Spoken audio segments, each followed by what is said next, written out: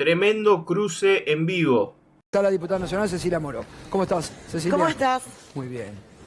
¿Qué decís? Acá ¿Bien? estamos. Contaba cuotas antes y ahora cuenta propiedades, Sí. ¿no? Mira, como en la vida. Y bueno, la vida. Como dijo la escribana, ¿no? Le cayó todo en 2 Si años. algo de le faltaba a este funcionario. país es la escribana. Ahora te quiero decir una cosa, los estaba escuchando recién.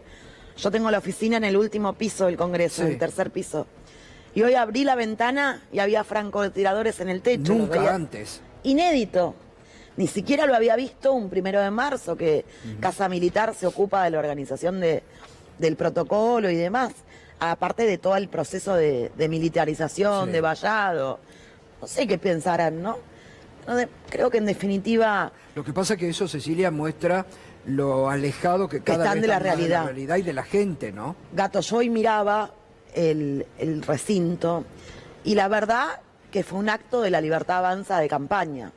No fue un informe del jefe de gabinete para dar el informe general de la Nación y lo típico que se hace cuando viene el jefe de gabinete. Estaban los aplaudidores, estaban los ministros, estaba el presidente, muchos ministros que por primera vez pisaron el Congreso y no contestan ni siquiera a pedidos de informe. Y Adorni yo tenía la sensación que estaba sentado ahí, pero que mentalmente no estaba.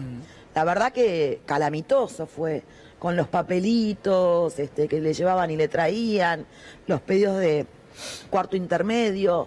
No dio ninguna respuesta, pero no solo ninguna respuesta sobre la situación de lo que hay alrededor del escándalo Adorni, sino ninguna respuesta sobre el estado de la Argentina. Claro.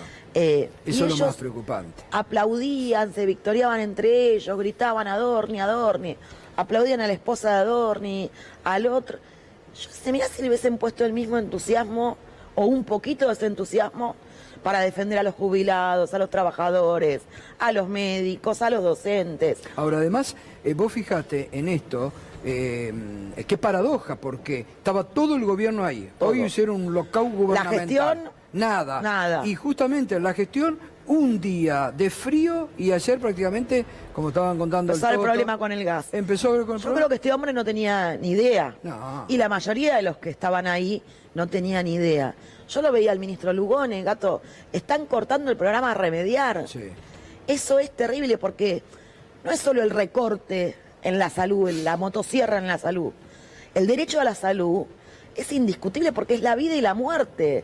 Que a una pibe le saquen el salbutamol en esta época del año y el programa Remediar llegaba a 8.000 centros de salud, muchos de ellos en poblaciones rurales donde no llega nada. Y sin embargo avanzan, ¿no?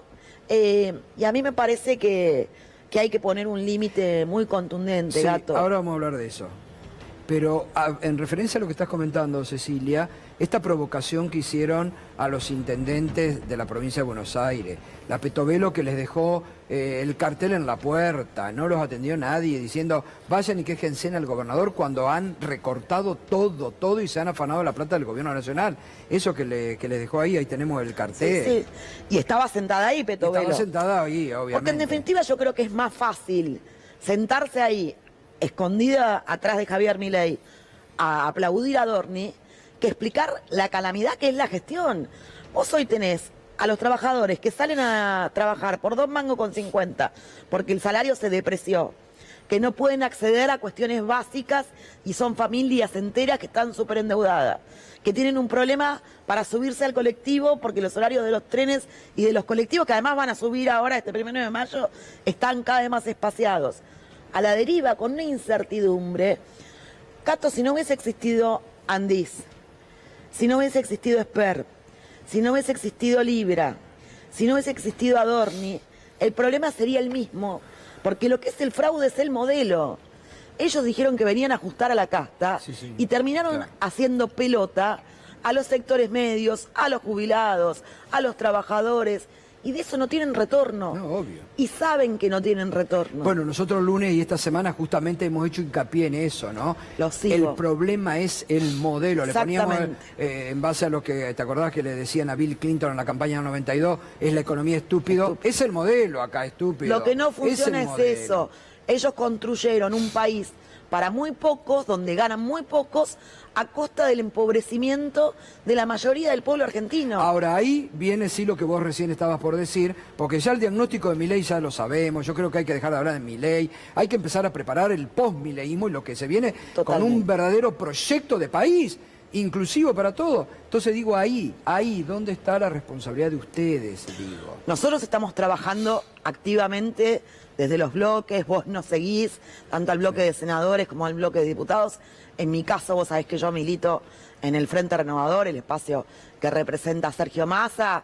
Estamos en articulación con todos los sectores. ¿En qué anda Massa? Porque ayer justamente hicimos acá con Federico González, no sé si lo viste anoche. Lo vi. Lo puso El cuadro, Massa estaban con los cuadros. lo puso Massa en otras categorías, ¿no? Pero Federico, y algo que yo coincido, digo, Massa debería estar hablando. Massa fue candidato a presidente. Muchas de las cosas que hoy ocurre, Massa se las dijo en la cara en el debate. Y se quedó corto con algunas. El precio de la nafta, el precio del asado, todo eso pasó. Pero no debería Ahora, estar hablando. que no Sergio. esté hablando públicamente, hace 3 años que no es funcionario público. Que no esté hablando públicamente no significa que no esté, en primer lugar, hablando con dirigentes de nuestro espacio político. En los últimos días tuvo reuniones con gobernador, estuvo con Quintela, estuvo con Axel, estuvo con Uñac, estuvo con Máximo, estuvo con representantes de las centrales obreras, porque él cree profundamente que tenemos que empezar a coordinar el accionar de nuestro espacio político en unidad y además de eso trabajar por la ampliación de nuestro espacio político. No construyendo amontonamientos, sino realmente construyendo ideas y proyectos de país. En ese sentido, también recibió a dirigentes del radicalismo del interior del país, dirigentes del radicalismo del interior de las provincias de Buenos Aires y de otras fuerzas políticas. Y conversando, ¿Está en construcción? ¿Eh? ¿Está en construcción? Está, por lo menos, está habiendo un diálogo, me parece, productivo en estos tiempos. Ahora, también estuvo trabajando y charlando con empresarios pyme, con trabajadores del sector de la salud. Él conoce muy bien lo que está pasando con la tercera edad, con los jubilados. Sí, es un área gestionó que a él le- en el ANSES, recibió centros de jubilados. Así que está muy activo en ese camino. Esperemos que en los próximos meses podamos mostrar a la sociedad un proyecto, digamos, no solo en lo que queda de este tiempo para generar límites en el Congreso de la Nación, sino también un proyecto de país alternativo. que es lo que hace falta, con otro modelo. con más humanidad, Claro. con empleo, con crecimiento, con desarrollo. Mañana hay que acompañar a los trabajadores en la marcha. Sí, ahora viene Jorge Sola. El 12 de mayo hay que acompañar a los estudiantes y a toda la comunidad educativa en la marcha. Es importante que la sociedad se organice y vuelva a entender que la comunidad y lo organizado es necesario, Gato. Hay que dar vuelta de página. Sí, total. Es- Volvemos a esto que me interesa, la construcción política. Cuando vos decís ampliar, porque acá, por ejemplo, Leandro hace 2 semanas disparó, dice, no, va a ver. Límite, Villarroel no, No, bueno, claro. Macri no, bueno, pero algunos dentro del peronismo dicen que venga Macri, que venga No, Villarroel. bueno, Gato, a ver, lo que nosotros por eso yo voy a que lo que no podemos hacer es un rejunte y un amontonamiento. Digamos, eso nos sirve, nos sirvió, tenemos ejemplos de todo tipo, de todo color.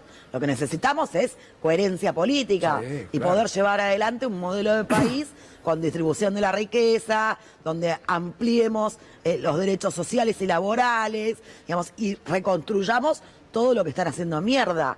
Perdón la expresión, No, ¿no? hay Me que sale- decir, Bueno, hay que pero- hablar así. porque muchos también fueron cómplices en el Congreso de este proceso y de saqueo. Total. Por eso hay que estar muy atentos en qué hacen algunos que se dicen peronistas con la reforma electoral. Porque acompañar la reforma electoral de este gobierno para limitar la posibilidad de un ordenamiento en una PASO también es ser cómplice de que la oposición Exacto. o los que pensamos parecido no podamos construir un espacio en conjunto. Total. Que poner un ojo ahí. Sí, sí. Cecilia, hace 2 días estuvo acá Leandro Santoro hablando de política. Justo me llevan a ese, ¿no? Ah, bueno, no, ya me olvidé del detalle ese. No es pero- un detalle. por No una es un declaración- detalle. Es el amor de mi vida, mi hija. Bueno, perdón. Dijo una frase que llamó bastante la atención por cómo la dijo. Dijo, el peronismo no necesita un candidato, necesita un vocero económico. Alguien que explique, que hable de economía, que hable con el mercado, que hable los empresarios. Parece un razonamiento interesante. ¿Te parece que va por ahí? ¿Te parece que es parte de lo que hay que hacer? Entre las ¿Hay que ir por otro cosas que lado? dijo que necesitaba en este momento. Yo creo que necesitamos una construcción política ordenada, colectiva, donde estén todos los sectores sentados a la mesa. Creo que necesitamos, digamos, decir en público lo que decimos en privado, terminar con los off. Necesitamos ordenarnos. Y obviamente que lo económico no es menor, porque lo que está en crisis, el fraude más grande de este gobierno, fue el modelo económico. Y la vida de la gente está todos los días un poquito peor, te alcanza un poquito menos, las cuotas ya no te dan más en las tarjetas, te endeudas con otras plataformas. A ver, yo lo traduje como que diciendo, está mal el gobierno de Milei, quizá el problema con el peronismo es que se fue con un problema económico y dejó una herida económica muy grande y hay algo que reconstruir, hay algún mensaje para dar. Yo no soy intérprete de Leandro No, y pero tampoco creo que el no quiero peronismo decir- se haya ido con un problema económico tan grande. Cuando uno mira en el tiempo todo lo que se hizo, yo te quiero decir que yo fui parte de ese proceso desde cerca, porque me tocó vivirlo por mi rol institucional. Sí. Y si Sergio no hubiese agarrado el Ministerio de Economía cuando lo agarró y no hubiese sido acompañado en ese proceso por muchos sectores del peronismo que acompañaron esa decisión de que se vaya al Ministerio de Economía, yo no sé si el peronismo hubiese terminado el gobierno. Pero ¿a vos te parece Entonces, que creo te que se alcanza hizo- con decir evitamos una crisis? No. Pero lo que digo es, mirado en el tiempo, Sí. me parece que vamos a revalorizar algunas decisiones que se tomaron que evitaron que la Argentina termine en una catástrofe. Bueno, los porque números veníamos de una pandemia, una guerra y una sequía. Los números de comparación de hoy al 2023 muestran que hoy se cayó todo y que en el 2023 había una economía, índices sobre arriba. Hoy La está todo gente en se rojo. podía ir de vacaciones un fin de semana. Podías La comer capacidad un asado instalada una de vez las por fábricas. semana. Las fábricas, mira, estuve en Tierra del Fuego hace poco. 2 fábricas de aire acondicionados. Una muy conocida, de 3 letras. En esa época funcionaba con 3.000 operarios, 3 turnos por día. Hoy tienen 800, 2 turnos por día. Otra, 140 operarios desde febrero despedidos. Ahora, Están adentro de las fábricas. Cecilia, al Bueno, margen de casi, eso, casi llega presidente, tan mal no debe haber sido. Faltaron 3 puntos. Algo habrá hecho. al margen de eso, y no por reinterpretar lo que dijo Santoro, pero sí hay algo que se escucha de forma habitual, y yo lo traía a la mesa hace unos días, es el testimonio del empresario, por ejemplo, que te dice, la verdad que ahora me está yendo pésimo, pero aún así no votaría al peronismo.